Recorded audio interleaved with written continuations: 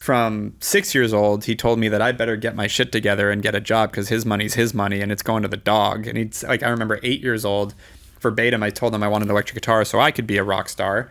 And I wanted to be like Eric Clapton because the only other Eric I really knew about. And he said, yeah, then get a fucking job. Yeah. I'm not buying you a guitar. Go figure it out. And he created this sort of gamification of money and how it worked that I'm so fortunate to have, because I just took the idea of entrepreneurship for granted. Didn't make enough money, so I started buying and selling Beanie Babies, and I made like $4,000 as an 8-year-old, and bought the guitar, bought a BMX, saved money for a car. So like I figured out that money making, still with the idea of like I'm gonna go be a musician, but now I understand this business stuff too. And then around 12, I realized I just wasn't that good at playing guitar, so I should maybe focus on something else. It's time to get off the family tit, and hangs up on me.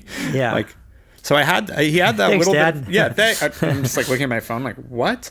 But that, as harsh as it was at the time, like that put a chip on my shoulder. That was like, all right, I'm gonna go crush it. Like I didn't take it as like, and it could have been a balance. Look how well you tied your shoes.